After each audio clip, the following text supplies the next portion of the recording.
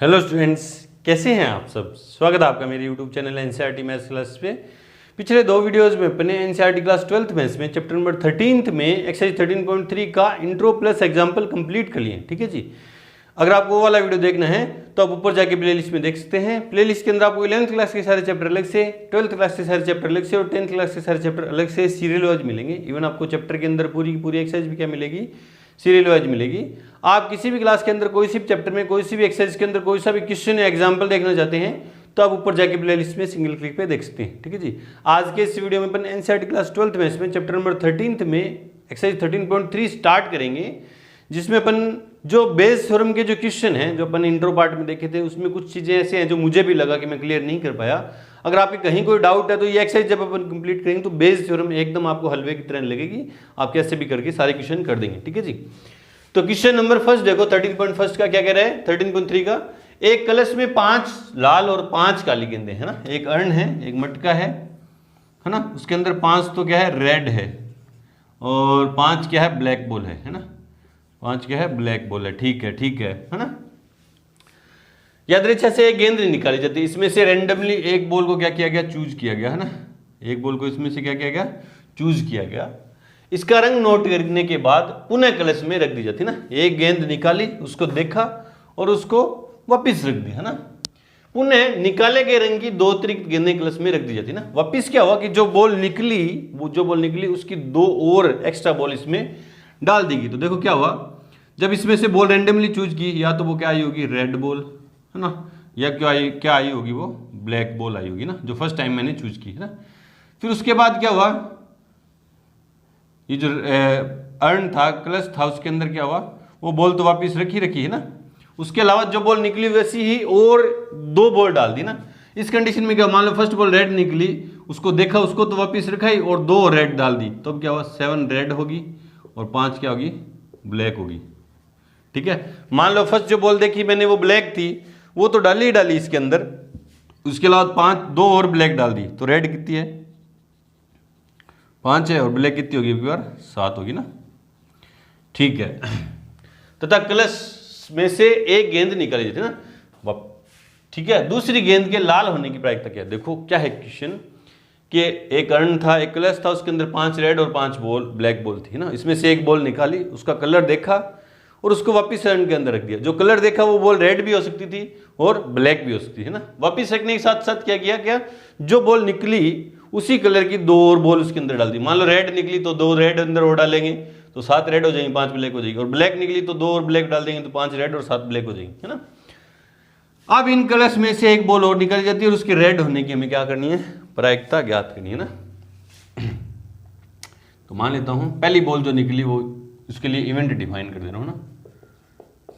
क्या है, माना E1 है ना, जो क्या है, माना पहली बॉल या गेंद लाल है। और E2 मैंने एक मिनट डिफाइन कर दिया कि माना पहली, ये मानने को हटाओ है ना, मान तो रखिए, माना पहली गेंद क्या है, लाल है और पहली गेंद क्या है, E1 वाला क्या, पहली गेंद लाल और E2 क्या है, पहली गेंद क्या है, काली है। ठीक है। देयरफॉर प्रोबेबिलिटी ऑफ E1 है ना, E1 पहली बॉल लाल होने की क्या प्रायिकता, तो लाल कितनी है, 5 और काली कितनी है, 5, तो टोटल कितनी, 10। तो 5/10 इंटू क्या हो गया, 1/2 है ना। और प्रोबेबिलिटी ऑफ इवेंट E2 वो क्या हो गया, पहली गेंद काली है, काली कितनी है, 5 और टोटल कितनी है, 10, तो 1/2। ठीक है। और ए इवेंट मैंने एक डिफाइन कर दिया, माना दूसरी गेंद क्या है, दूसरी गेंद क्या है, कैसी, दूसरी गेंद कैसी है, दूसरी गेंद की लाल होने की ना, दूसरी गेंद कैसी है, लाल है ना। ये हमें क्या करनी है, प्रायिकता ज्ञात करनी है ना। देयरफॉर प्रोबेबिलिटी ऑफ इवेंट है ये, एक्चुअली ये जो क्वेश्चन है, क्वेश्चन नंबर फर्स्ट जो है वो बेस्ड थ्योरम पे बेस्ड नहीं है ना, बेस्ड थ्योरम पे बेस्ड नहीं है, ये थ्योरम ऑफ टोटल प्रोबेबिलिटी पे बेस्ड क्वेश्चन है। देखो दूसरी बॉल लाल होने की हमें प्रायिकता ज्ञात करनी है ना। तो क्या कंडीशन होगी, या तो पहली बॉल लाल निकली होगी, मतलब इवेंट ई अकर्ड हुआ होगा ना। तो probability of event E into, और फिर दूसरी बॉल कैसी निकली होगी, लाल निकली होगी, जबकि पहली लाल है ना। देखो क्या हुआ होगा, दूसरी पहली गेंद लाल निकली, उसके बाद दूसरी भी कैसे निकली, लाल निकली, या और, है ना। और क्या हुआ, पहली गेंद काली निकली क्योंकि इवेंट E2 अकर्ड हुआ, पहली गेंद काली निकली एंड दूसरी गेंद क्या निकली, लाल निकली, जबकि पहली काली थी। देखो ना, और के लिए क्या लगता है प्लस, और के लिए क्या लगता है प्रोबेबिलिटी में प्लस। देखो ना वापिस समझो कि या तो पहली गेंद लाल निकली उसके बाद क्या निकली, लाल, है ना। तो इस कंडीशन में क्या है, प्रोबेबिलिटी ऑफ इवेंट ए, है ना, probability of event when E1 has been occurred, है ना, तो 7/12, और probability of event A when E2 has been occurred, क्योंकि अब पहली बॉल कैसी थी, ये इवेंट कैसा था, E2 था, और ये इवेंट कैसा है, E1। पहली बॉल लाल निकलना इवेंट E1 इवेंट है, पहली बॉल ब्लैक निकलना E2 इवेंट है ना। फिर दूसरी बॉल आगे निकली है वो लाल है, तो E1 हो चुका है, E2 हो चुका है ना, तो क्या होगा इसमें 5/12, ठीक है। देखो तो E1 की कितनी है 1/2 इंटू प्रोबेबिलिटी ऑफ ए, मतलब दूसरी बॉल लाल निकलनी, जबकि पहली क्या थी, पहली क्या थी लाल है, तो क्या होगी 7/12 प्लस प्रोबेबिलिटी ऑफ A2 वो कितनी है 1/2, जबकि इसमें क्या दूसरी बॉल लाल जब पहली क्या थी काली, दूसरी लाल जब पहली क्या थी काली थी, तो कितनी होगी 5/12। सोल्व कर दो इसको,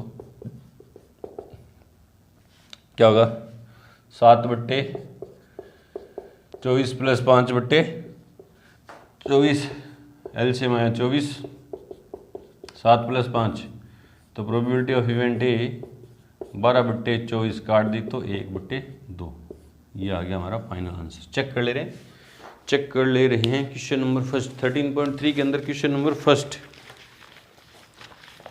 आंसर मैच करते हुए चलेंगे 1/2 बिल्कुल से इस तरह से करेंगे। चलो जी बढ़ते हैं क्वेश्चन नंबर 2 की तरफ। से पहले वीडियो को रोकें और नोट करें। क्वेश्चन नंबर सेकंड देखो क्या कह रहा है कि एक थैले में 4 लाल और 4 काली गेंदें हैं और एक अन्य थैले में 2 लाल और 6 काली गेंदें ना। 2 बैग हैं, पहले क्वेश्चन समझो।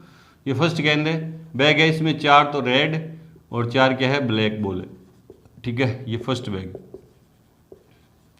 और ये बैग सेकंड है, इसमें 2 रेड और 6 कैसी है ब्लैक बॉल है ना। ये बैग क्या है सेकंड बैग है ना, ठीक है।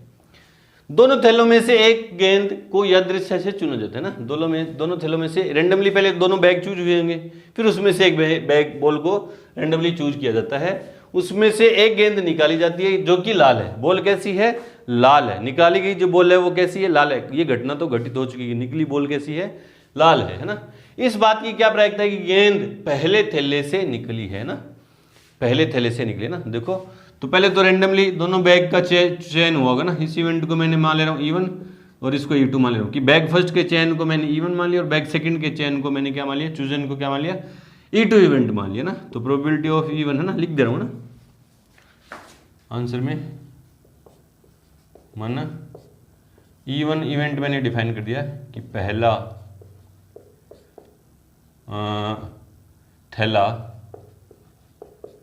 चुना जाता है ना, रैंडमली चूज किया जाएगा, चुना जाता है। और E2 मैंने एक इवेंट डिफाइन कर दिया, दूसरा थैला चुना जाता है ना, चुना जाता है ना। देयरफॉर प्रोबेबिलिटी ऑफ E1 कितनी होगी, दोनों थैलों में से कोई 2 बैग में से एक को चूज करना। टोटल फेवरेबल आउटकम कितने हैं 1 और टोटल पॉसिबल कितने हैं 2। And probability of event E2 वो कैसी है, कितनी होगी 1/2, ठीक है। एक इवेंट मैंने अब ए डिफाइन कर दिया ना, वो क्या कि निकली गेंद कैसी है लाल है ना। निकाली गई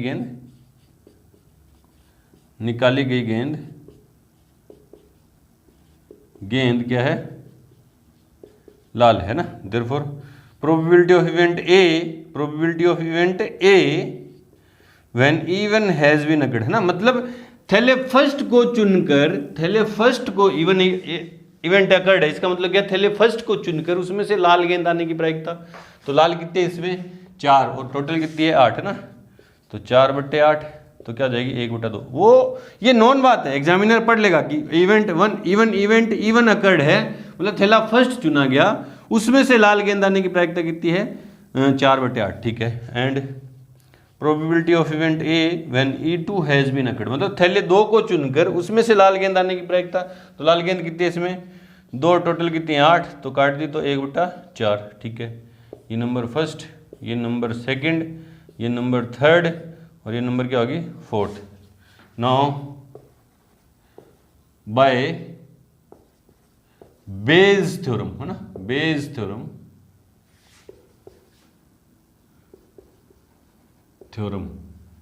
हमें किसकी प्रोबेबिलिटी चाहिए, इस बात की क्या प्रायिकता कि गेंद पहले थैले से निकली ना, प्रोबेबिलिटी ऑफ इवेंट E1, है ना, कि गेंद पहले थैले से निकली और वो कैसी है, लाल है। ये बात हमें क्या चाहिए, इसकी प्रोबेबिलिटी हमें चाहिए। इसको क्या पढ़ा जाएगा कि निकली गेंद लाल है और पहले इस बात की प्रायिकता कि निकली गेंद लाल है और वो पहले थैले से निकली है, पहले थैले से निकलने की प्रायिकता ना।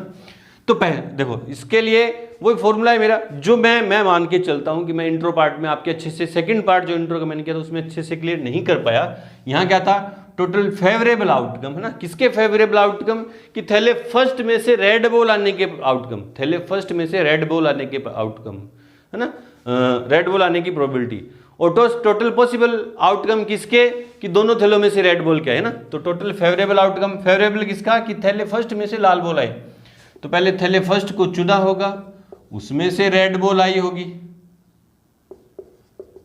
ये प्रोबेबिलिटी है किसकी, फेवरेबल प्रोबेबिलिटी है किसकी, थैले फर्स्ट में से लाल गेंद आने की। और टोटल पॉसिबिलिटी किसकी, लाल गेंद आने की। तो उसके लिए क्या होगा कि पहले थैले फर्स्ट को चुना होगा, उसमें से लाल बॉल आई होगी, या के लिए प्लस थैले सेकंड को चुना होगा, उसमें से लाल गेंद आई होगी, है ना। ये बात मैं मान के, मैं खुद से, मेरे को अंदर से फील हुआ कि मैं सेकंड जो इंट्रो पार्ट था 13.3 का, उसमें ये बात मैं समझा नहीं पाया था, यहाँ थोड़ी सी गड़बड़ होगी। तो आप वहां क्लियर नहीं हुआ अच्छे से, तो यहाँ देख लो। ये क्या है कि लाल बॉल आने की ना, लाल बॉल तो आ गई, लाल बॉल तो आ गई, उसके थैले फर्स्ट में से आने की प्रायिकता हमें ज्ञात करनी थी। तो इसके लिए अपन ने फॉर्मूला वही है अपना जो 10th क्लास वाला था कि favourable outcome upon total possible outcome. Favourable outcome की जगह अपन प्रोबेबिलिटी ले रहे हैं, favourable probability upon total possible probability ना। फेवरेबल प्रोबेबिलिटी किसकी, थैले फर्स्ट में से लाल गेंद आने की, अपॉन टोटल पॉसिबल किसकी, कि लाल गेंद कहाँ कब आ सकती है, वो थैले फर्स्ट में से लाल गेंद आ सकती है या थैले सेकंड में से लाल गेंद आ सकती है। सारी वैल्यू है मेरे पास, रख दो।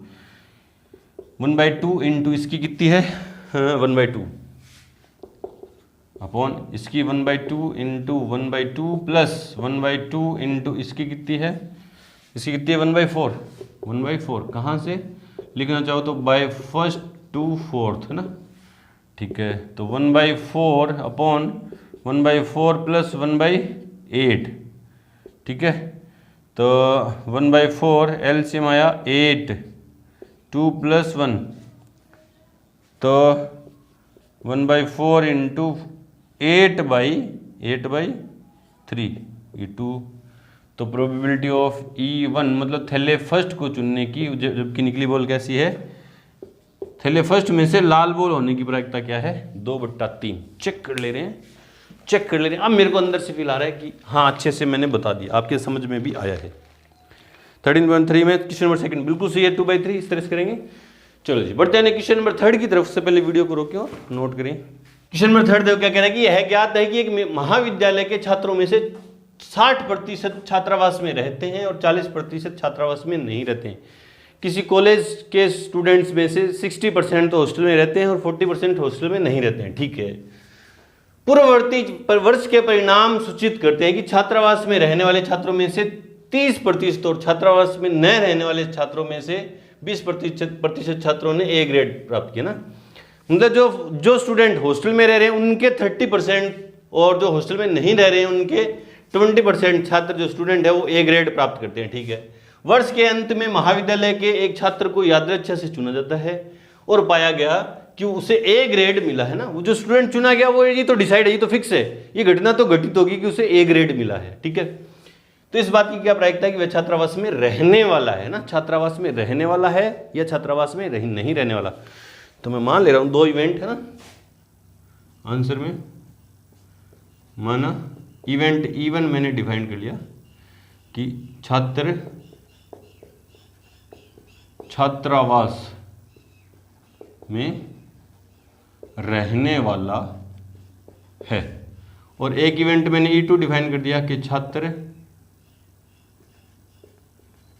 छात्रावास में नहीं रहने वाला है। एक तो या तो स्टूडेंट हॉस्टल में रहते हैं या नहीं रहते हैं ना, देयरफॉर प्रोबेबिलिटी ऑफ E1 है ना, मतलब स्टूडेंट के हॉस्टल में रहने की प्रोबेबिलिटी, छात्रों में से 60% छात्र जो हॉस्टल में रहते हैं 60% है ना, इसको सोल्व करूंगा तो 60/100, 0 से 0 तो क्या है 0.6, ठीक है। एंड प्रोबेबिलिटी ऑफ E2 है ना, छात्रावास में नहीं रहने वाले उसने दिया कितने हैं 40%, 40% तो क्या आएगा 40/100, 0 से 0 कैंसिल तो 0.4, ठीक है। छात्रावास हॉस्टल में रहने वाले छात्रों की प्रोबेबिलिटी कितनी है, इतनी है 0.6, और न रहने की कितनी है 0.4, ठीक है। अब मैंने एक इवेंट डिफाइन कर दिया जो घटित हो जाता है, उसको मैंने डिफाइन कर दिया ना। वर्ष के अंत में महाविद्यालय के एक छात्र को यादृच्छिक से चुना जाता है और पाया गया कि उसने ए ग्रेड मिला है ना, तो मैंने एक इवेंट एक डिफाइन कर दिया कि माना छात्र को ए ग्रेड मिला है ना, ए ग्रेड मिला है। Therefore probability of event A when E1 has been occurred है ना, इसका मतलब क्या है कि हॉस्टल में रहने वाला स्टूडेंट है और उसको ए ग्रेड मिला है ना। इसको यही तो पढ़ेंगे, इस वाले इवेंट को क्या पढ़ेंगे कि हॉस्टल में तो रहता है और उसको ए ग्रेड मिला है। E1 का मतलब हॉस्टल में रहता है, और ए मतलब इवेंट ए का मतलब क्या, ए ग्रेड मिला है ना। हॉस्टल में रहने वाले छात्र को ए ग्रेड मिला, वो कितने हैं देखो, पूर्ववर्ती वर्ष के परिणाम से सूचित करते हैं कि छात्रावास में रहने वाले छात्र में से 30% को एक ग्रेड 30% ना, कितने हैं 30%, तो जाएंगे 30/100, 0 से 0 कैंसिल तो 0.3। And probability of event A when E2 has been occurred, मतलब इसका मतलब क्या है कि हॉस्टल में नहीं रहता और उसको ए ग्रेड मिला है, वो कितने हैं 20%, 20% तो क्या होगा 20/100 तो 0.2, ठीक है। 1 2 3 एंड 4 है ना, 4 इक्वेशन आ गई। नाउ बाय बेज थ्योरम है ना, बेज थ्योरम क्या कहती है, मुझे किसकी प्रोबेबिलिटी फाइंड करनी है ना, ए ग्रेड तो मिला है, उस बात की क्या प्रायिकता है कि छात्रावास में रहने वाला है ना, तो probability of event E1 when A has been occurred, इसको अपन क्या पढ़ेंगे कि स्टूडेंट को ए ग्रेड तो मिला है और प्रायिकता किसकी ज्ञात करनी है कि वो हॉस्टल में रहता है ना, हॉस्टल में रहता है। तो वही favourable outcome upon total possible outcome, और आउटकम की जगह आप क्या लिखेंगे favourable probability upon total possible probability. Favourable किसकी कि हॉस्टल में रहता है और उसको ए ग्रेड मिला है, हॉस्टल में रहता है और उसको ए ग्रेड मिला है, ठीक है। मुझे किसकी प्रोबेबिलिटी फाइंड करनी थी कि ए ग्रेड तो मिली है उसको और हॉस्टल में रहता है ना, तो फेवरेबल आउटकम कौन से होंगे कि हॉस्टल में रहने वाले के ए ग्रेड मिले या टोटल जितने भी ए ग्रेड मिली उसकी प्रोबेबिलिटी। तो इसका मतलब क्या है कि वो हॉस्टल में रहता है और उसको ए ग्रेड मिली है, या के लिए प्लस हॉस्टल में नहीं रहता, इसको क्या पढ़ेंगे हॉस्टल में नहीं रहता और उसको ए ग्रेड मिली है। वैल्यू पुट कर दो E1 की 0.6 इंटू 0.4 नहीं sorry E1 0.3 upon 0.6 into 0.3 plus 0.4, hostel में नहीं रहता उसकी 0.4 इंटू 0.2 इंटू 0.2 सोल्व कर दो, 36 18 0.18 0.18 प्लस 4 दूनी 8 0.08 तो 0.18 18 8 26 0.26 पॉइंट से पॉइंट कैंसिल 18/26 18/26 तो 9/13 9/13। तो probability of event E1 when A has been occurred, मतलब ए ग्रेड आने वाले की हॉस्टल में रहने वाले की प्रायिकता क्या होगी 9/13। बिल्कुल बिल्कुल क्लियर है, मैं मान के चलता हूँ कि आपके मैंने बिल्कुल क्लियर कर दिया है सारी बातें। जो इंट्रो पार्ट में नहीं कर पाए थे सॉरी उसके लिए, चेक कर ले रहे हैं। क्वेश्चन नंबर थर्ड 9.13 बिल्कुल सही इस तरह से करेंगे। चलो जी बढ़ते हैं क्वेश्चन नंबर 4 की तरफ। से पहले वीडियो को रोकें और नोट करें। क्वेश्चन नंबर 4 देखो क्या कह रहे हैं कि एक बहुविकल्पीय प्रश्न का उत्तर देने में एक विद्यार्थी या तो प्रश्न का उत्तर जानता है या वह अनुमान लगाता है ना। एक ऑप्शनल क्वेश्चन है या है ना, ऑप्शनल क्वेश्चन OQ मतलब ऑप्शनल क्वेश्चन है। इसके दो तरह के इवेंट है ना। क्या इवेंट है? क्या तो उत्तर वो जानता है ना, उत्तर जानता है ना, या उत्तर अनुमान लगाता है ना, अनुमान लगाता है। ठीक है, ठीक है, ऐसे होता है। ऑप्शनल क्वेश्चन में या तो उत्तर फिक्स जानते हैं या अपन क्या लगाते हैं, तुक्का मारते हैं, अनुमान लगाते हैं। ठीक है, ठीक है। मान ले कि उसके उत्तर जानने की प्रायिकता, इस बात की उत्तर जानने की, ये मान लो इवेंट E1 है तो इसकी प्रायिकता क्या है 3/4 है ना। और अनुमान लगाने की प्रायिकता क्या है, ये इवेंट E2 है ना। तो इस इवेंट E2 की प्रायिकता कितनी है 1/4। ठीक है। मान ले कि छात्र के प्रश्न के उत्तर का अनुमान लगाने पर सही देने की प्रायिकता 1/4 है ना। मान लो एक इवेंट मैंने एक और डिफाइन कर दिया है कि छात्र सही उत्तर देता है, सही उत्तर देता है ना। तो वो क्या बोल रहा है कि मान लें कि छात्र के प्रश्न का उत्तर सही अनुमान लगाने पर, नहीं सॉरी, सही उत्तर का अनुमान लगाने पर सही उत्तर देने की प्रायिकता इतनी है ना। अनुमान लगा रहा है वो, है ना। वो क्या कह रहा है, अनुमान लगा रहा है। वापिस पढ़ो, वापिस पढ़ लो। मान लें कि छात्र के प्रश्न के उत्तर का अनुमान लगाने पर सही उत्तर देने की प्रायिकता 1/4 है ना। मतलब अनुमान लगा रहा है और उत्तर सही हो जाए, इस बात की प्रोबेबिलिटी कितनी है 1/4 है ना। 1/4 मतलब अनुमान तो लगा रहा है, उसके सही होने की, इस बात के सही होने की प्रायिकता इतनी है। और उत्तर जानता है, उसके उस कंडीशन में सही होने की प्रायिकता कितनी होगी, है ना।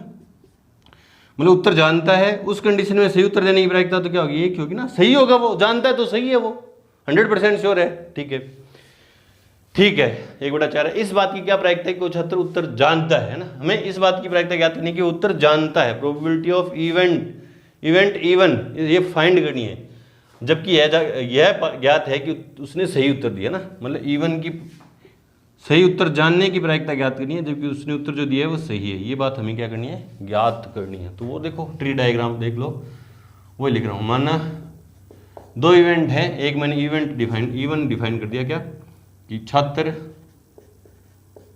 सही उत्तर जानता है, और E2 मैंने इवेंट डिफाइन कर दिया छात्र अनुमान लगाता है, अनुमान लगाता है ना। देयरफॉर प्रोबेबिलिटी ऑफ E1 है ना, सही उत्तर जानने की प्रायिकता उसने दी है 3/4, नंबर फर्स्ट।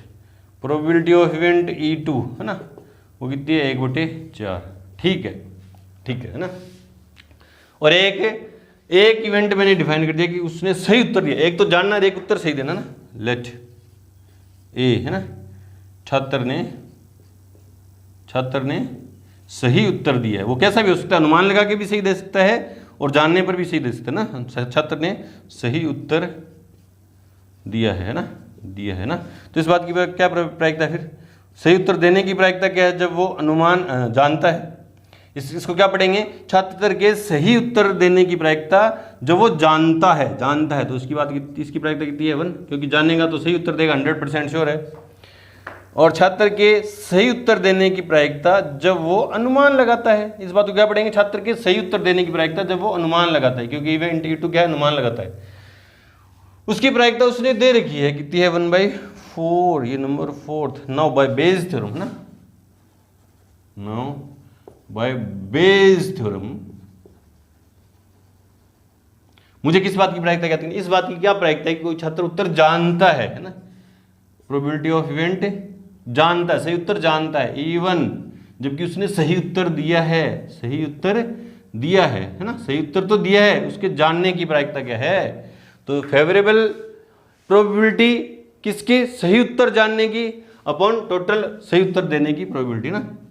तो फेवरेबल क्या है कि वो सही उत्तर जानता है और उसने सही उत्तर दिया है, सही उत्तर जानकर उसने सही उत्तर दिया है, अपॉन टोटल सही उत्तर, टोटल पॉसिबल प्रोबेबिलिटी किसकी, सही उत्तर देने की, है ना। तो वो क्या होगी, या तो वो सही जानता है ना, सही उत्तर जानता है और उसने सही उत्तर दिया है, या के लिए प्लस वो अनुमान लगाता है, इसको क्या पढ़ेंगे, अनुमान लगाता है एंड उसने सही उत्तर दिया है, अनुमान लगाकर सही उत्तर दिया है। वैल्यू पुट कर दो, सारी वैल्यू है आपके पास 3/4 इंटू 1 एंड 3/4, अब तो कैलकुलेशन है, इंटू 1 प्लस 1/4 इंटू 1/4, कहाँ से, by first to fourth, value put कर दो, 3/4 अपॉन 3/4 प्लस 1/16, एलसीएम ले लो, तो 3/4 एलसीएम आया 16, एलसीएम कितना आया 16 है ना, 4 चौक 16, 4 3 12 प्लस 1, तो देखो probability of E1 when A has been occurred, तो 3/4 इंटू 16/13,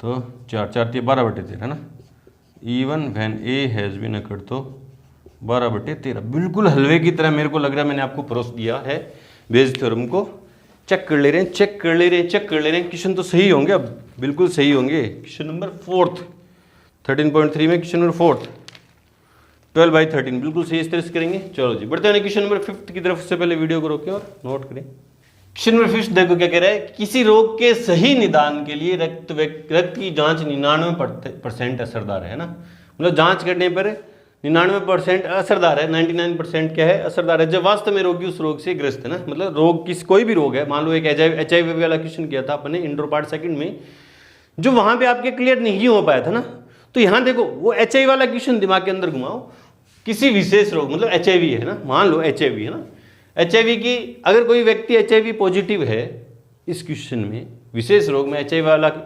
क्वेश्चन का रेफरेंस दे रहा हूं क्योंकि वो मैंने वहां समझा नहीं पाया था, तो यहां देख लो ना, यहां देख लो आप, तो ये क्या है कि किसी विशेष रोग मतलब HIV के निदान के लिए रक्त की जांच 99% असरदार है, जब वास्तव में रोगी उस रोग से ग्रस्त है, मतलब कोई पॉजिटिव है तो 99% रिपोर्ट भी उसको क्या बताएगी, पॉजिटिव बताएगी, ठीक है। किंतु 0.5% बार किसी स्वस्थ व्यक्ति की रक्त जांच में जांच करने पर निदान गलत रिपोर्ट देता है, यानी व्यक्ति को रोगग्रस्त बताता है ना, मतलब 0.5% केस में ऐसा है कि रोगी रोग से ग्रस्त नहीं था और उसको रिपोर्ट ने पॉजिटिव बता दिया, ठीक है ना। यदि किसी जन समुदाय में 0.1% लोग उस रोग से ग्रस्त हैं, तो क्या प्रायिकता है कि यादृच्छा से चुना गया व्यक्ति उस रोग से ग्रस्त होगा यदि उसके रक्त जांच की रिपोर्ट में यह बताएगी कि उसे रोग है ना। देखो एक तो वास्तव में रोग होना, एक रिपोर्ट में रोग बताना है। तो देखो जन समुदाय है, क्वेश्चन यहाँ ट्री डायग्राम में समझेंगे ना, जन समुदाय है कोई भी है, उसके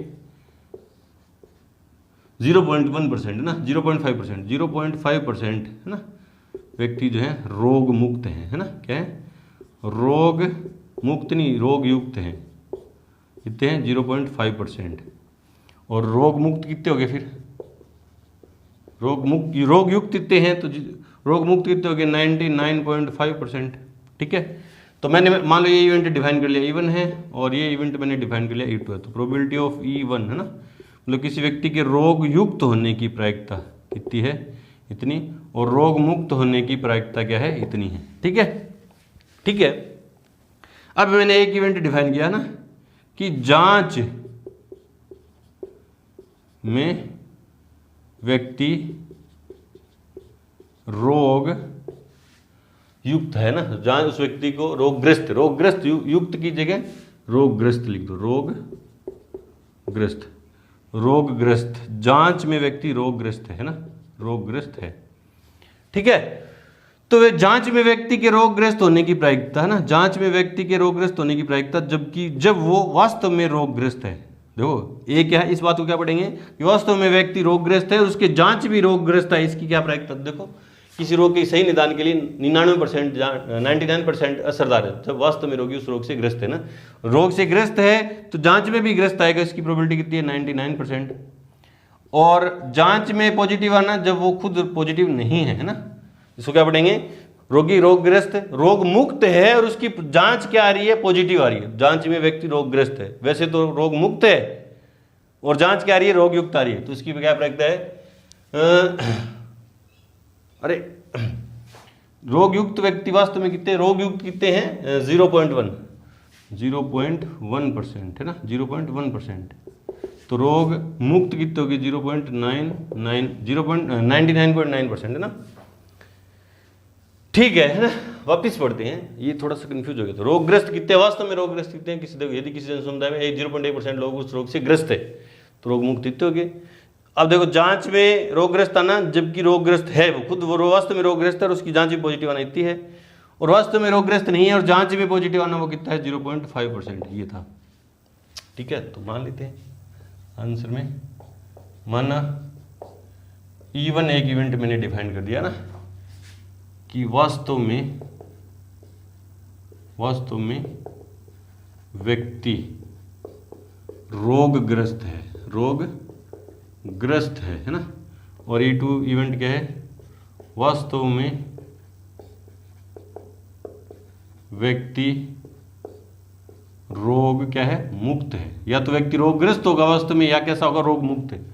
तो वास्तव में रोगग्रस्त होने की प्रायिकता कितनी है, वास्तव में कितने, जो किसी जन समुदाय में 0.1% रोगग्रस्त है ना, वास्तव में इतने 0.1% है।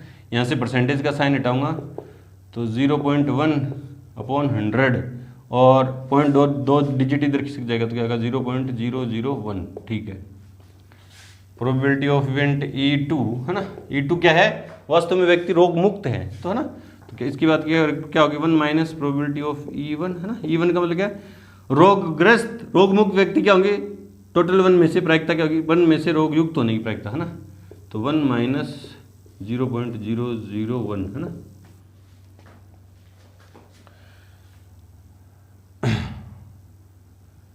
हाँ, तो ये 0.99 हो जाएगी, ये क्या हो जाएगी 99। देखो ना 10 में से एक गया तो 9 और यहाँ कितनी है, ये है ना 0.99। परसेंटेज में तो वही रहेगा है ना, परसेंटेज में तो वही रहेगा, लेकिन यहाँ से परसेंटेज का साइन हटाऊंगा तो 2 पॉइंट इधर खींच जाएगा। ठीक है ना।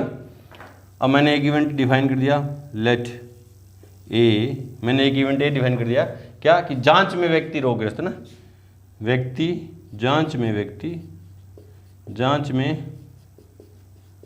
व्यक्ति रोगग्रस्त है ना। therefore probability of event A when E1 has been occurred, मतलब व्यक्ति वास्तव में तो रोगी है, उसकी जांच भी पॉजिटिव आई, वो कितना है 99% है ना, 99%। परसेंटेज का साइन हटाऊंगा तो 0.9 एंड इसको फर्स्ट मान लो, सेकंड मान लो, ये थर्ड मान लो, और probability of event A when E2 has been occurred, वास्तव में तो रोगी रोग मुक्त है, E2 का मतलब रोग मुक्त है, वर्ग की रिपोर्ट उसकी पॉजिटिव आ रही है, तो कितने हैं 0.5% है ना। परसेंटेज का साइन लगाऊंगा तो अपॉन में 100, 0 इधर 2 डिजिट खींच जाएगा 0.005, ये नंबर 4 है। ठीक है, हाँ नाउ ये फर्स्ट थोड़ा सा इधर खिसका लिया, now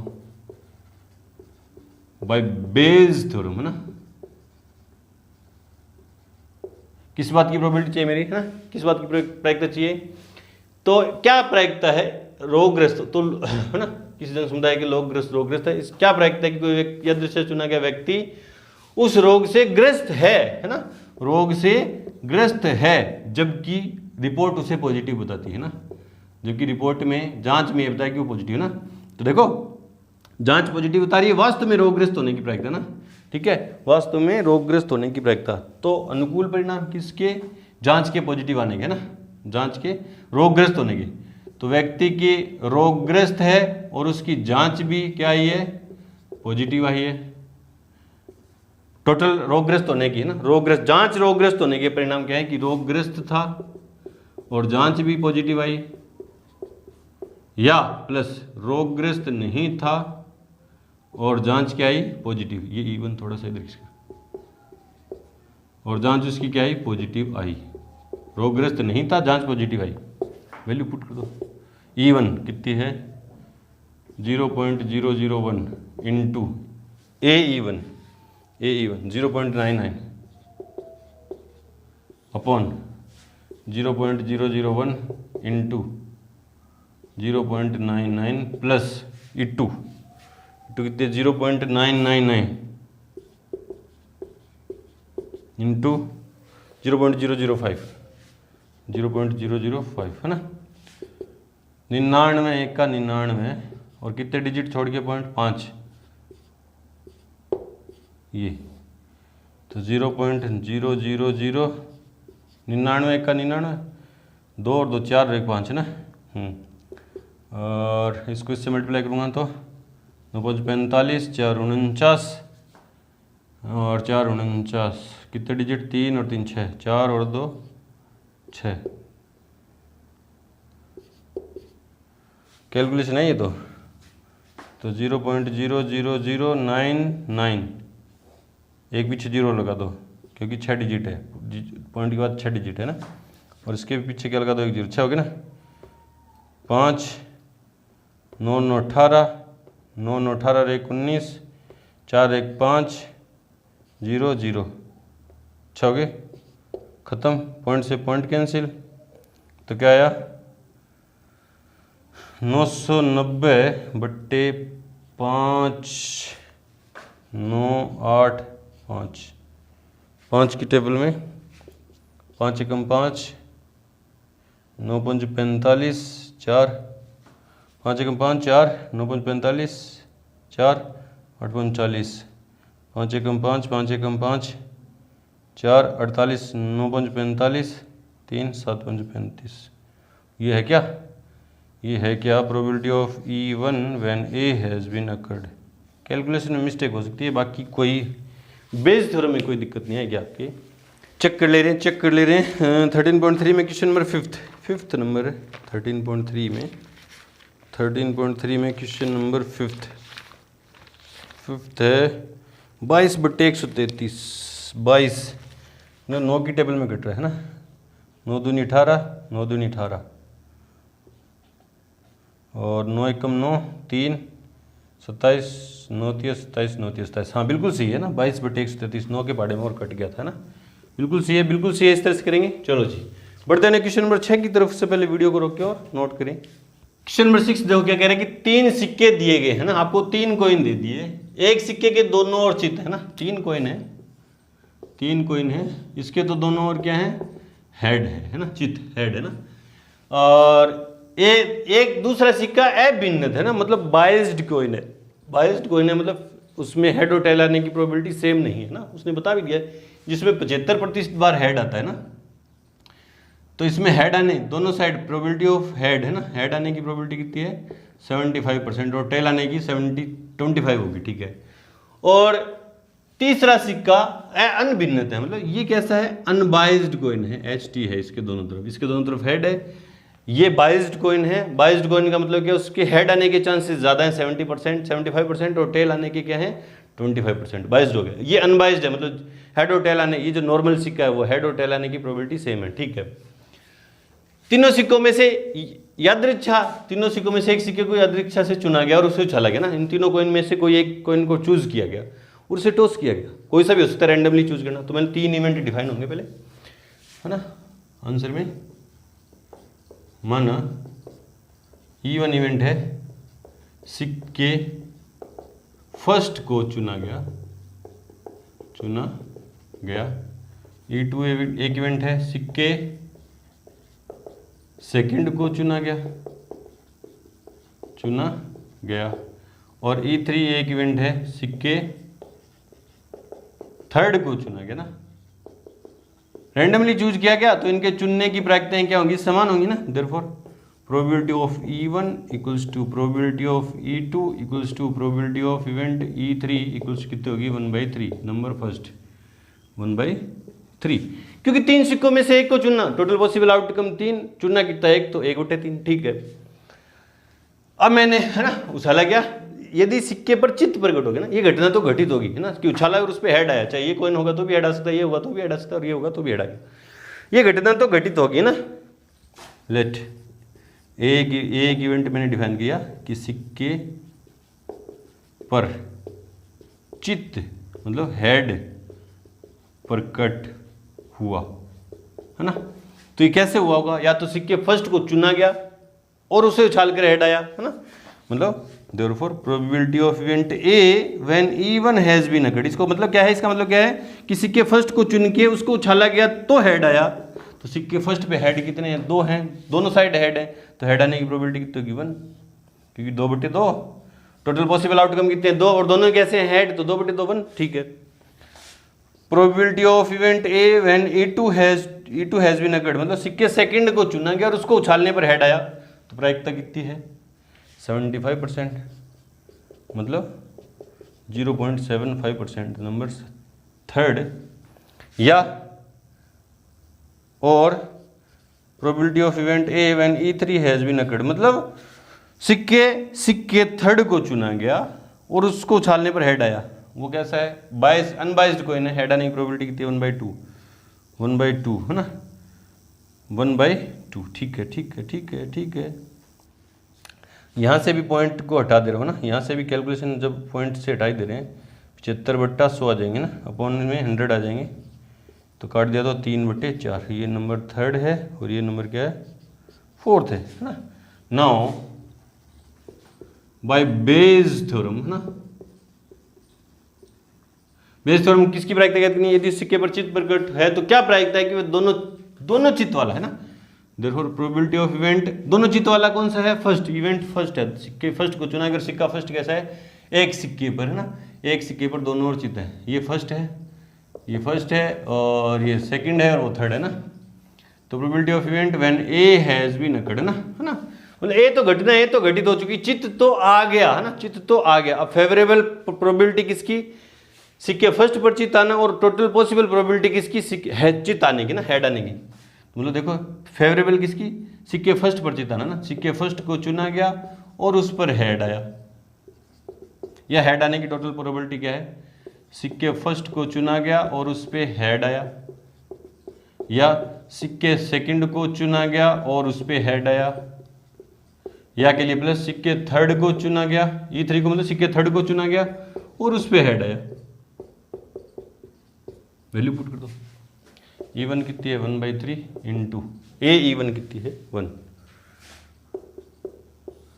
1/3 into 1 plus 1/3 into E2 कितनी है 3/4 प्लस 1/3 इंटू कितनी है 1/2, ठीक है। वैल्यू सोल्व कर दो, इसको सोल्व कर दो 3 से 3 कैंसिल आउट, तो 1/3 अपॉन 1/3 प्लस 1/4 प्लस 1/6, 1/3 एलसीएम आया 12, 4 प्लस 3 प्लस 2, तो probability of E1 when A has been occurred, तो 1/3 गुणा 12/4 3 7 2 9 कितने 4, तो probability of E1 when A has been occurred, तो 4/9, चेक कर लो। क्वेश्चन नंबर थर्ड, सिक्स 13.3 में क्वेश्चन नंबर 6 4/9 बिल्कुल से इस तरह से करेंगे। चलो जी बढ़ते हैं क्वेश्चन नंबर 7 की तरफ से, पहले वीडियो को रोकें और नोट करें। क्वेश्चन नंबर 7 देखो क्या कह रहे हैं कि एक बीमा कंपनी 2000 स्कूटर चालकों, 4000 कार चालकों व 6000 ट्रक चालकों का बीमा करती है, ठीक है। दुर्घटना की प्रायिकता क्रम से ही है ना, इनके दुर्घटना की प्रायिकता क्या है, स्कूटर चालक के दुर्घटना होने की प्रायिकता इतनी है, कार चालक के दुर्घटना होने की इतनी और ट्रक चालक की इतनी है, ठीक है। बीमाकृत व्यक्तियों में से एक दुर्घटनाग्रस्त हो जाता है ना, बीमा किया हुआ है और उसकी दुर्घटना हो जाती है ना, उसका एक्सीडेंट हो जाता है, उस व्यक्ति के स्कूटर चालक होने की क्या प्रायिकता है ना, तो लिखते हैं पहले, प्रायिकता नहीं दे रखी, संख्या दे रखी है, दिया है स्कूटर चालक बराबर 2000, कार चालक बराबर 4000,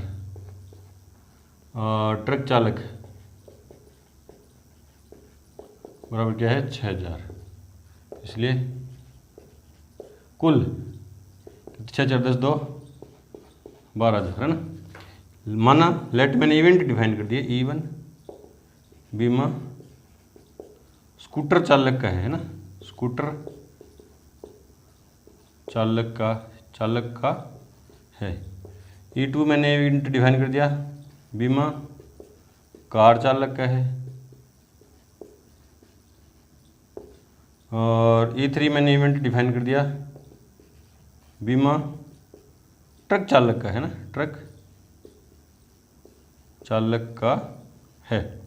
therefore probability of E1 equals to 2000 में, और टोटल कितने हैं 12,000 है ना, 12,000 में से 2,000 काट दिया तो 1/6, इसको तीनों का एक मान लेंगे ना। प्रोबेबिलिटी ऑफ E2 तो 4,000 बट्टे 12,000, 3 0 3 0 तो 1/3। प्रोबेबिलिटी ऑफ इवेंट E3 6,000 है ना, 6,000 ट्रक चालक हैं और टोटल 12,000 है ना, तो 1/2। इन तीनों को मैंने क्या मान लिया, 1।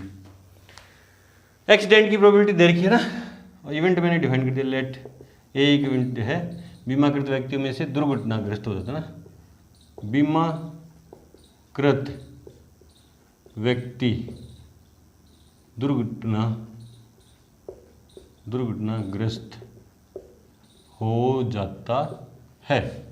Therefore probability of event A when E1 has been occurred है ना, मतलब बीमाकृत व्यक्ति E1 मतलब स्कूटर चालक है और वो दुर्घटनाग्रस्त हो जाता है, स्कूटर चालक के दुर्घटनाग्रस्त होने की प्रायिकता कितनी है, 0.01। ठीक है। Probability of event A when E2 has been occurred मतलब कार चालक के दुर्घटनाग्रस्त होने की प्रायिकता 0.03, और A when E3 has been occurred मतलब ट्रक चालक के दुर्घटनाग्रस्त होने की प्रायिकता कितनी है, 0.15। ये नंबर सेकंड है। नाउ बाय बेज थ्योरम है ना, बेज थ्योरम मुझे प्रायिकता किसकी याद करनी है ना, बीमाकृत व्यक्तियों में से एक व्यक्ति दुर्घटनाग्रस्त हो जाता है उसके स्कूटर चालक होने की है ना, स्कूटर चालक होने की, और वो दुर्घटनाग्रस्त तो है, दुर्घटनाग्रस्त व्यक्ति के स्कूटर चालक होने की प्रायिकता ना। और दुर्घटनाग्रस्त व्यक्ति कौन कौन सा हो सकता है ना, मतलब वो स्कूटर चालक है, स्कूटर चालक के दुर्घटनाग्रस्त होने की प्रायिकता ज्ञात करनी है ना, मतलब दुर्घटनाग्रस्त तो है उसके स्कूटर चालक की प्रायिकता होने की ज्ञात करनी है, स्कूटर चालक होने की। तो मतलब फेवरेबल प्रोबेबिलिटी किसकी, स्कूटर चालक के दुर्घटनाग्रस्त होने की, मतलब स्कूटर चालक है और दुर्घटनाग्रस्त है, और दुर्घटनाग्रस्त कौन से हो सकते हैं, टोटल पॉसिबिलिटी क्या है, मतलब स्कूटर चालक है एंड दुर्घटनाग्रस्त है, या कार चालक है, प्रोबेबिलिटी ऑफ E2 मतलब कार चालक है, E2 इवेंट डिफाइन करके है, कार चालक है और वो दुर्घटनाग्रस्त है, या के लिए प्लस ट्रक चालक है, इवेंट E3 ट्रक चालक है और वो दुर्घटनाग्रस्त है। वैल्यू पुट करो, E1 की 1/6 इंटू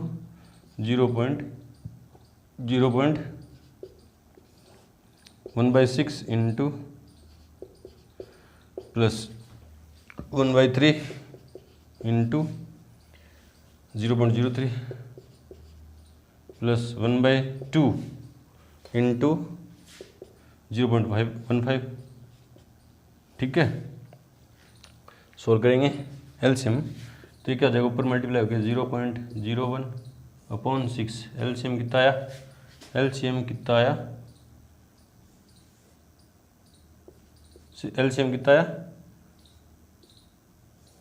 6 3 2 का 12, 2 0.02, 4 ते 12 0.12, 4 बार 4 को इससे किया तो 1 2 प्लस 6 बार 90 0.90। तो probability of E1 when A has been occurred है ना, तो क्या हुआ 0.01/6 इंटू 12/2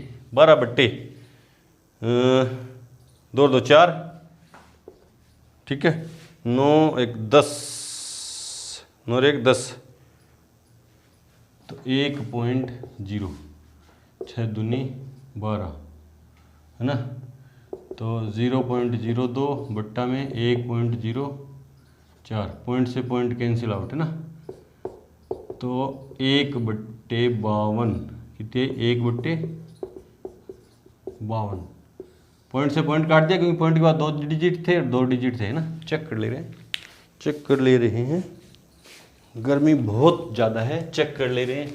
क्वेश्चन नंबर 7 13.3 में क्वेश्चन नंबर 7, 1/52 बिल्कुल सही है, इस तरह से करेंगे। चलो जी, तो वीडियो की ड्यूरेशन को देखते हुए एक्सरसाइज 13.3 के जो रिमेनिंग क्वेश्चन है 8 से लेके 14 तक के वो करेंगे नेक्स्ट पार्ट में। तो मिलते हैं अपनी एक्सरसाइज 13.3 के सॉल्यूशन के सेकंड पार्ट के साथ, तब तक के लिए गुड लक, थैंक यू।